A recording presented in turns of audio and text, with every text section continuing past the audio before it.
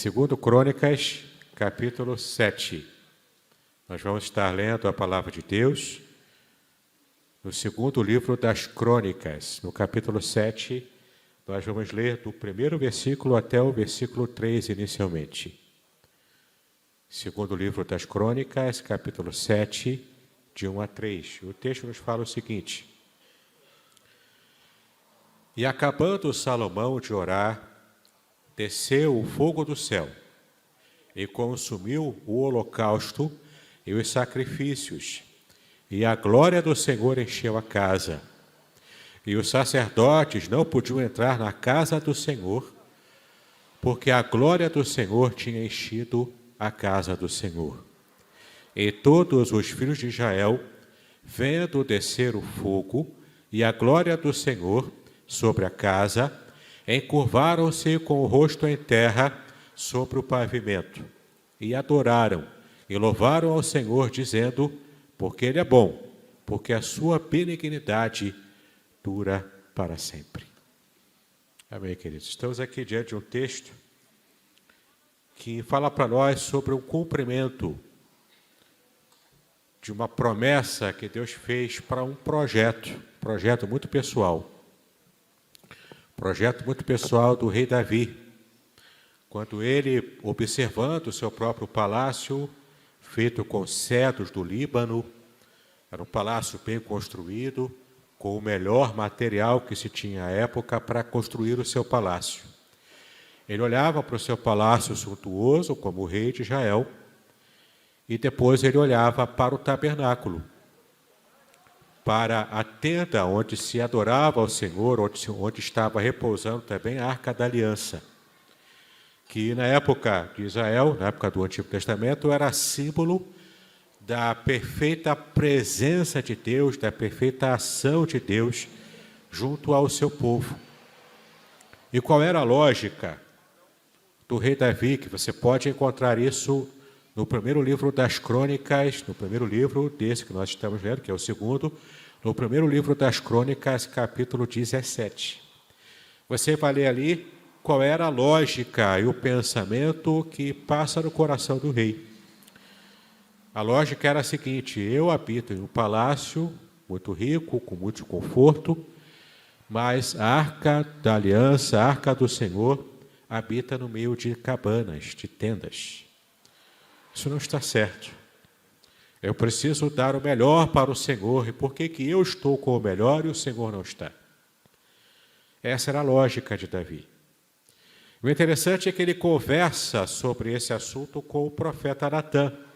Aquele mesmo profeta Natã que o havia confrontado diante do pecado que ele havia cometido com Batseba, que teve depois a morte do seu soldado, seu fiel soldado Urias, e todo aquele engendramento que ele fez para poder ficar com a esposa de Urias.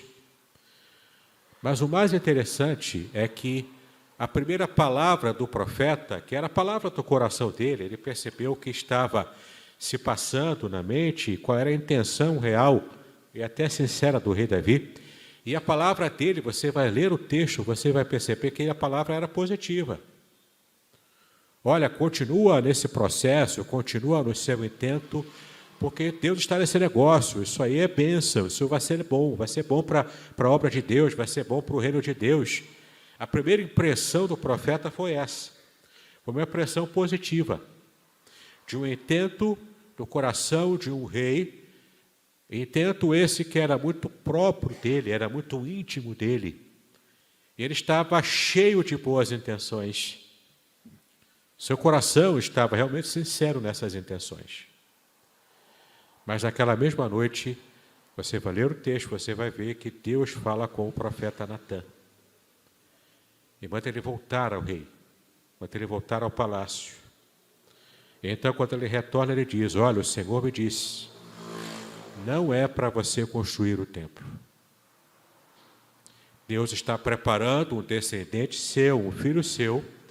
Esse sim será escolhido, será abençoado, será ungido, e ele construirá esse templo. Mas antes de falar sobre isso, Deus ainda manda o profeta falar com Davi o seguinte: a sua lógica está errada. Por mais que você esteja cheio de boas intenções, as suas boas intenções estão com uma lógica interna que está errada. Porque eu não tenho nenhum tipo de problema em caminhar com o meu povo, em andar com ele. Por onde o povo vai, eu estou indo, caminhando junto com o povo, eu estou direcionando o povo. A Arca da Aliança, que apenas simboliza a minha presença, de modo algum ela está desamparada, ela está mal colocada. A sua lógica é errada, mas o seu sentimento, as suas intenções são sinceras.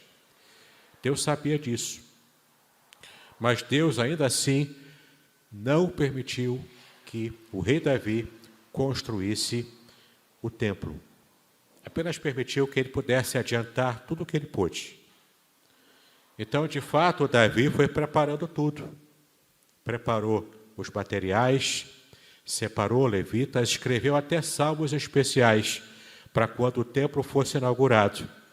E o Salmo 30, que nós lemos no começo do culto, você pode ler em casa com mais calma, é um dos salmos muito pessoais do rei Davi. Ele fala de aspectos da sua história, da sua vida. E esse Salmo 30 era o salmo que ele escreveu especificamente para a dedicação do templo, que no caso o seu filho Salomão construiria. Olha que interessante, Davi preparou tudo. Esse era um projeto muito pessoal dele. Era um projeto que visava, desde o começo, na sua sinceridade do coração, estar trazendo glória a Deus. Mas é interessante que Deus não pensa como nós. Nossos projetos, por mais sinceros que sejam, eles podem, na verdade, estar escondendo vaidades. Eles podem, na verdade, estar escondendo algo que mesmo o nosso consciente não consegue perceber. Mas Deus é aquele que sonda o profundo do nosso coração. Ele sabe o que se passa lá no íntimo. E Ele está no controle de tudo. Glórias a Deus por isso. Mesmo que os nossos projetos sejam feitos, sejam preparados, Ele sabe lá no íntimo o que impera em nossa intenção. E Ele está no controle da nossa própria história. O tempo passou, Davi morreu, não viu o templo construído, mas ele pôde perceber e ter a bênção de poder colaborar para que mais tarde o templo fosse uma realidade na história e na vida de Israel. Salomão, em hebraico Shlomo, o homem da paz, pacífico. Salomão, Shlomo, em hebraico, vem da palavra shalom, que significa paz. De fato, ele teve um reinado de paz. Depois do futuro do reinado de Salomão, a gente conversa em outra hora. Mas naquele momento, Deus estava aprovando o projeto do rei Davi, que estava ali sendo, naquele momento, concretizado pelo seu filho, o novo rei, o rei Salomão. Nos 4 primeiros anos, Salomão começou a trabalhar para produzir todo o material necessário do que Davi já havia guardado. Ele próprio também buscou outros materiais, separou as pessoas que trabalhariam no templo. Então, nos 4 primeiros anos de Salomão, era a preparação para a construção do templo.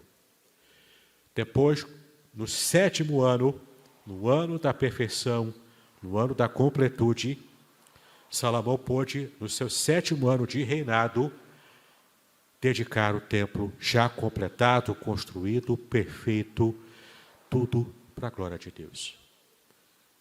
É muito bom quando a gente está com o coração ardendo por algo que vai poder trazer glória para o nome de Deus. E é excelente quando aquele desejo inicial do nosso coração é confirmado, é concretizado pela própria glória de Deus, porque quando Deus diz sim para o nosso projeto pessoal, é quando Deus olha para nós e fala, pode continuar, eu agora estou aprovando, eu agora estou à frente, eu agora estou te ajudando e te abençoando para que vocês possam concluir esse projeto. Então Salomão teve essa bênção. Primeira, a bênção de fazer essa oração pedindo sabedoria. E Deus deu sabedoria a Salomão. Enquanto ele se manteve fiel ao Deus a quem ele servia e amava, enquanto ele se manteve fiel, Deus estava abençoando os seus projetos. E nesse texto aqui você percebe algo maravilhoso. É Deus dizendo claramente que ele estava aprovando todo o projeto do templo, que havia começado lá com o pai de Salomão, Davi, o rei Davi. Mas olha que interessante, como você já leu aqui no texto. Em 2 Crônicas, no capítulo 7, você percebe duas obras aqui de aprovação divina. Dois atos de aprovação divina que estavam, na verdade, atestando para Salomão o quanto Deus estava se agradando do templo, do projeto do templo. Você percebe o que o texto diz? Quando Salomão, na inauguração do templo, ele faz uma oração, uma belíssima oração, lá no capítulo 6, do versículo 12 até o versículo 42. Por amor ao tempo, naturalmente não leremos aqui. Mas depois você pode ler em casa essa oração. A oração de dedicação, de consagração do templo recentemente construído e agora sendo inaugurado. Mas olha que interessante como Deus aprova o templo e a oração do rei. No capítulo 7, como nós lemos, e acabando Salomão de orar, primeiro, desceu o fogo do céu e consumiu o holocausto e os sacrifícios. O templo estava preparado, os levitas estavam todos a postos, os cordeiros, os animais prontos para o sacrifício, todas as ofertas de manjares, as ofertas pacíficas, tudo para a glória de Deus, tudo para a adoração ao Senhor, estava tudo pronto. Naturalmente que eles iriam estar ateando o fogo para estarem então fazendo com que aquele holocausto fosse queimado e desse prosseguimento a todo o cerimonial de inauguração do templo de Salomão. Mas olha que interessante, a primeira teofania, a primeira ação divina é de aprovação naquele momento. Deus envia fogo do céu. Como ele também esteve agindo com Moisés no passado, como ele também estava agindo com tantos homens e mulheres que amavam o Senhor. Agora ele está aqui aprovando, enviando o fogo do céu, e esse fogo queimou o holocausto que estava preparado, mas o fogo não estava aceso. Aqui o próprio Deus envia fogo do céu para estar consumindo todo o cordeiro que estava preparado e o holocausto que estava pronto. E não apenas isso. Além do fogo que desce do céu e queima o cordeiro, consumindo o holocausto e os sacrifícios, a glória do Senhor encheu a casa. A glória do Senhor encheu todo o ambiente do templo. A casa aqui se refere ao templo. Hoje em dia ainda, na língua hebraica, se chama o templo, se chama uma sinagoga, um templo, de Bet Hamikdash. Bet Hamikdash é a casa da santidade. Então já se chamava o templo dessa maneira, a casa de Deus. Bet Yahweh, a casa de Yahvé, a casa de Deus. Então o fogo desce, queima o holocausto e a glória do Senhor enche o ambiente.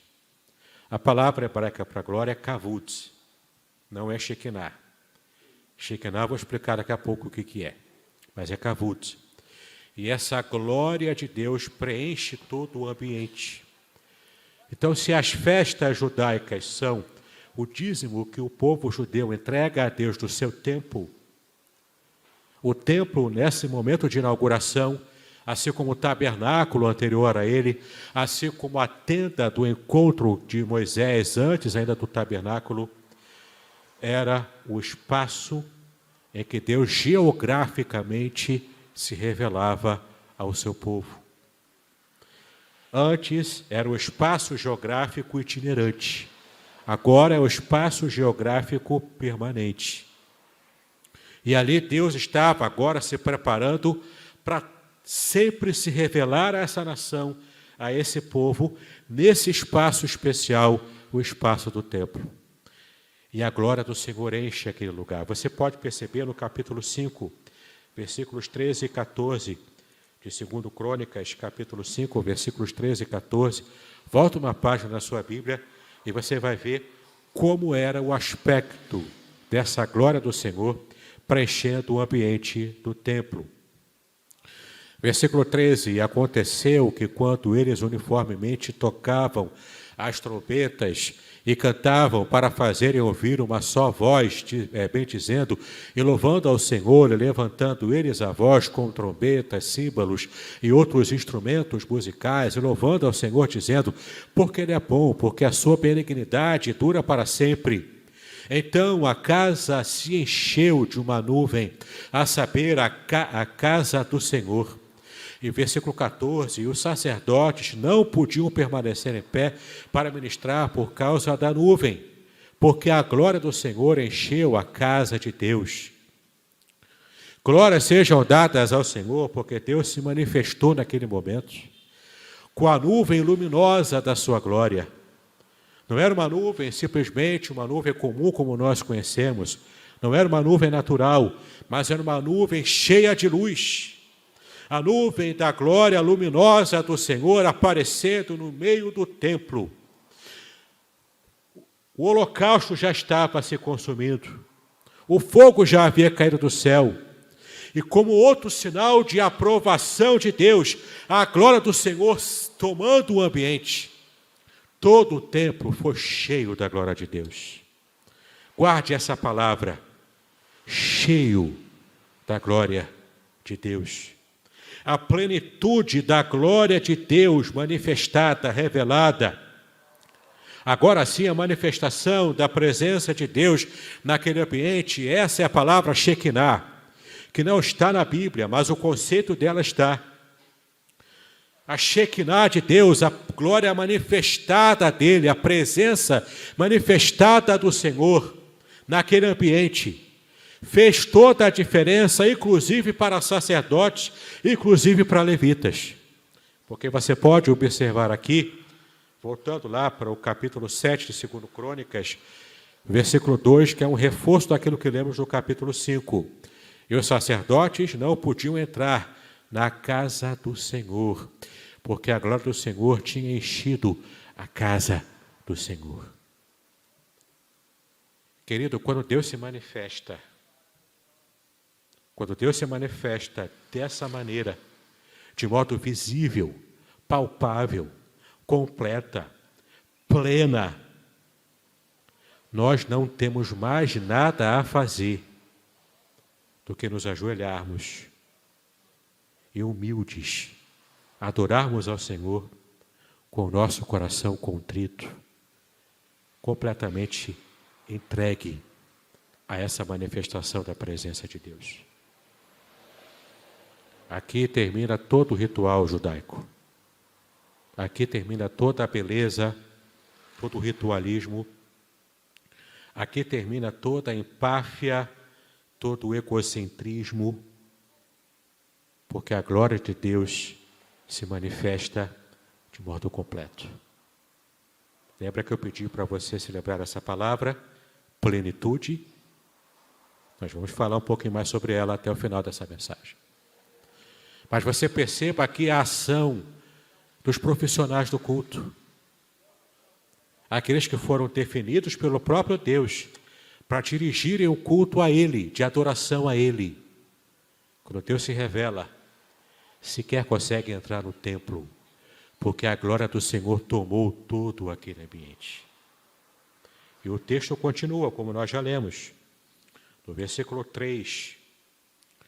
E todos os filhos de Israel, vendo descer o fogo e a glória do Senhor sobre a casa, encurvaram-se com o rosto em terra sobre o pavimento e adoraram e louvaram ao Senhor, dizendo, porque Ele é bom, porque a sua benignidade dura para sempre. Reparou como os profissionais da adoração agora estão no mesmo nível de todo o povo, de toda a população, todos como seres humanos, filhos de Deus, filhos da aliança, em conjunto, sem distinção, todos com o mesmo sentimento, com o mesmo coração quebrantado, adorando ao Deus que estava ali, manifesto na frente deles, de modo inegável. Aqui não tem espaço para contar história, aqui não tem espaço para criar uma narrativa qualquer, aqui não tem espaço para criar uma igreja pintada de preto, com gelo seco sendo aceso, com luzes para poder piscar. Aqui não tem espaço para nada disso. Aqui não tem espaço para coral bem ensaiado, bem bonitinho, cantando bacana. Aqui não tem espaço para isso. Aqui não tem espaço para pregações e estudos bíblicos, cheios de conhecimento, cheios de pompa e circunstância. Aqui não tem espaço para palavras que possam estar trazendo apenas uma reflexão humana e um esforço humano para convencimento das pessoas. Os profissionais se dobram diante daquele que tudo pode fazer e que está manifestado naquele momento no templo em que ele estava aprovando, naquela hora da inauguração. Então, sacerdotes, levitas se ajoelham, o povo se ajoelha. Glórias sejam dadas ao Senhor, porque aqui no versículo 4, o texto ainda diz: o rei, todo o povo ofereceu sacrifícios perante o Senhor. E o rei Salomão ofereceu sacrifícios de bois 22.000, e de ovelhas 120.000. E o rei e todo o povo consagraram a casa de Deus. Preste atenção, eles consagraram, eles é que fizeram. No original em hebraico, eles santificaram. Não era apenas uma inauguração, era santificação. Era uma completa e total entrega daquele ambiente para perpetuamente ser local de adoração e de serviço ao Senhor. Versículo 5, e o rei Salomão ofereceu os sacrifícios, como nós já vimos, e o rei e todo o povo consagraram a casa de Deus. O versículo 6, e os sacerdotes serviam em seus ofícios, como também os levitas com os instrumentos musicais do Senhor, que o rei Davi tinha feito para louvar ao Senhor, porque a sua benignidade dura para sempre, quando Davi o louvava pelo ministério deles. E os sacerdotes tocavam as trombetas diante deles, e todo o Israel estava em pé. Quando passa o momento da revelação, então sim, o povo agora se levanta para de fato estar continuamente perpetuando aquele momento de entrega, de adoração, de serviço ao Senhor. Mas no momento da revelação da glória de Deus, estavam perplexos, porque não tinham o que fazer, apenas adorar ao Senhor. Versículo 7, Salomão santificou o meio do átrio que estava diante da casa do Senhor, porquanto ali ele tinha oferecido os holocaustos e a gordura dos sacrifícios pacíficos, porque no altar de metal que Salomão tinha feito, não podia caber o holocausto e a oferta de alimentos e a gordura. A oferta era tamanha, a quantidade de pessoas querendo adorar ao Senhor naquele momento, que não tinha mais espaço, não tinha onde colocar animais para sacrificar. Eles foram então se organizando, e o espaço foi santificado para Deus. Versículo 8. E assim, naquele mesmo tempo, celebrou Salomão a festa dos 7 dias, e todo Israel com ele, uma grande congregação, desde a entrada de Ramate até ao rio do Egito. Eu quero pular aqui com vocês ao versículo 11. Assim Salomão acabou a casa do Senhor e a casa do rei, e tudo quanto Salomão intentou fazer na casa do Senhor e na sua casa, prosperamente o efetuou. Por que houve prosperidade? Porque ali estava a bênção do Senhor. Estamos falando aqui da glória manifestada de Deus, a glória apresentada de modo visível e inegável, palpável. Estamos tratando aqui de um ambiente em que foi plenamente consagrado, limpo e aceito pelo próprio Deus. Portanto, um espaço geográfico preparado para aquele momento. assim como o coração daquele povo estava consagrado, entregue plenamente, em toda a sua plenitude, na presença de Deus. O povo adorando em plenitude, sacerdotes e levitas adorando em plenitude, a alegria do Senhor invadindo o coração de todo mundo envolvido, a glória do Senhor revelada em plenitude naquele lugar. Momento separado especialmente para isso. Quando há plenitude na adoração, há plenitude de revelação de Deus para a nossa vida. Quando há plenitude de um coração entregue ao Senhor, conforme o próprio Senhor Jesus disse, que nós devemos servir a Deus, adorar ao Senhor com toda a nossa mente, com todo o nosso coração, com todas as nossas forças, sem nenhuma reserva. É uma entrega total, uma entrega completa, uma entrega plena. Quando fazemos assim, Deus se mostra, se revela plenamente diante de nós. É interessante, meu amado, minha amada, o quanto essa palavra plenitude vem permeando toda a revelação de Deus ao longo da Bíblia. Deus foi se revelando através da nuvem, a nuvem escura para poder aliviar o povo andando pelo deserto no sol durante o dia. Deus se manifestou diante da coluna de fogo à noite para esquentar o povo no frio e também para iluminá-los. Deus foi se revelando. Ele se revela aqui com essa nuvem de glória no templo. Deus se revela de tantas maneiras, inclusive usando a própria ideia da nuvem de glória.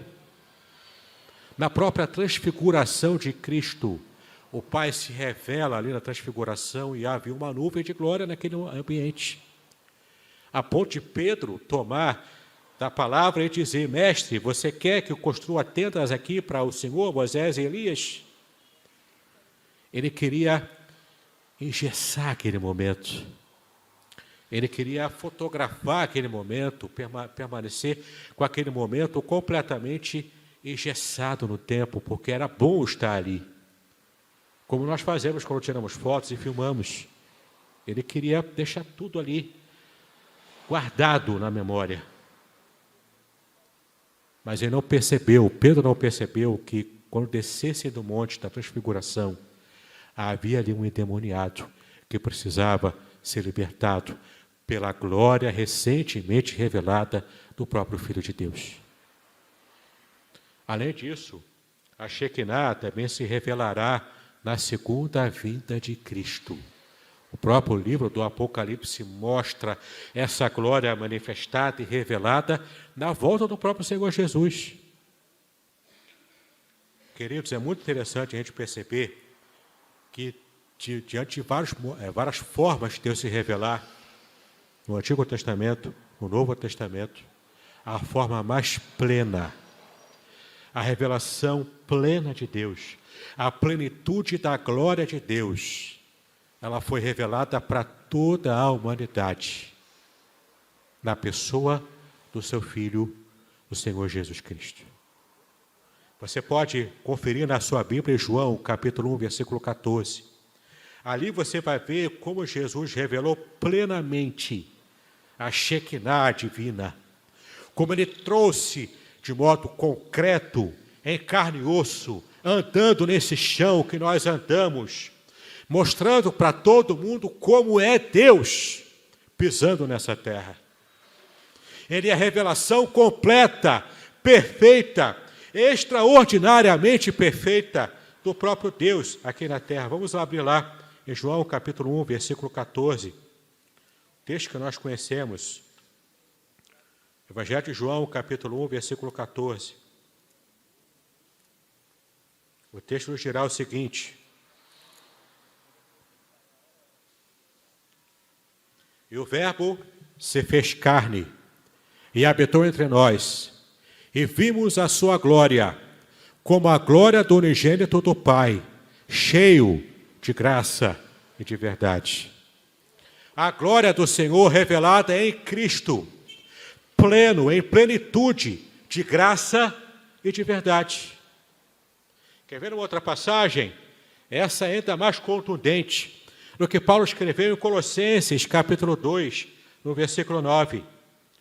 Colossenses, capítulo 2, versículo 9. Paulo disse o seguinte, em Colossenses 2, 9. Porque nele habita corporalmente toda a plenitude da divindade. Em Cristo habita corporalmente toda a plenitude da divindade.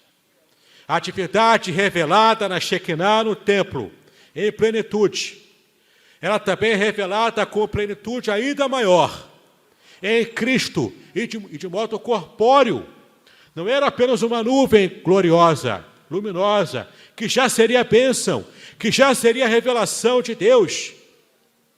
Mas muito mais do que isso, agora essa nuvem, agora essa glória, agora essa Shekinah, ela está aqui, visível, andando conosco, em carne e osso, mostrando para nós o que é de fato servir ao Senhor. E queridos, o último versículo que eu quero ler com vocês está em Efésios 3,19. É uma promessa que vai, com certeza, falar muito ao seu coração. Efésios, capítulo 3, versículo 19. Eu já quero estar me preparando para encerrar essa mensagem. Efésios 3, 19. Olha o que diz o texto. Aqui Paulo argumentando, fazendo uma oração, inclusive, sobre os irmãos Efésios, no versículo 19 ele diz: e conhecer o amor de Cristo, que excede todo entendimento, para que sejais o quê? Cheios de toda a plenitude de Deus. Cristo é a plenitude da revelação de Deus para a humanidade. E essa plena revelação de Deus para o ser humano está agora habitando dentro de nós. A plenitude total da revelação de Deus em Cristo, Ele próprio enviou para nós o Paráclito, o Consolador, o nosso advogado, aquele que estaria substituindo a própria presença de Cristo humana aqui na terra. E agora o Espírito Santo é Deus presente no meu coração, no seu coração, na minha mente, na sua mente, na minha vida, na sua vida. A plenitude de Deus habita dentro de nós. Cristo nos propiciou isso. Cristo nos deu essa bênção. Cristo nos deu essa graça, essa glória de Deus habitar conosco. E não apenas conosco, andando conosco, mas agora dentro de nós. É o Espírito Santo plenamente revelando Deus na minha mente, no meu coração. E olha a bênção, eu posso irradiar essa revelação, essa Shekinah divina para as pessoas que vivem comigo, para as pessoas que andam comigo. Eu posso revelar essa glória de Deus, essa Shekinah de Cristo para as pessoas que são parte da minha família, inclusive para meus inimigos que me odeiam. Eu posso ser um canal de bênçãos da revelação da Shekinah de Deus, do próprio Cristo, para essas vidas. Essa Shekinah que fez com que os sacerdotes profissionais do culto simplesmente se ajoelhassem e adorassem junto com o povo, sem distinção de cargo, de importância social. Essa mesma glória está dentro de nós.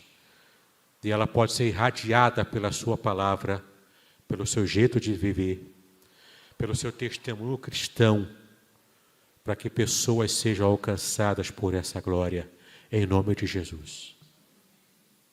Que possamos clamar: derrama, Senhor, a tua Shekinah. Derrama, Senhor, a tua glória. Eu quero ver a tua glória na minha vida, na vida dos meus familiares, na minha igreja, no culto da nossa igreja. Eu quero ver a tua glória manifestada, revelada, palpável, uma vez mais. E podemos orar assim, enquanto aguardamos a perfeita e completa e total revelação e definitiva, quando Cristo voltar, e se revelar como o leão da tribo de Judá, Não mais o cordeiro que foi morto, mas o leão, o rei soberano sobre toda a eternidade. Que essa glória seja revelada a nós, em nome do Senhor Jesus Cristo.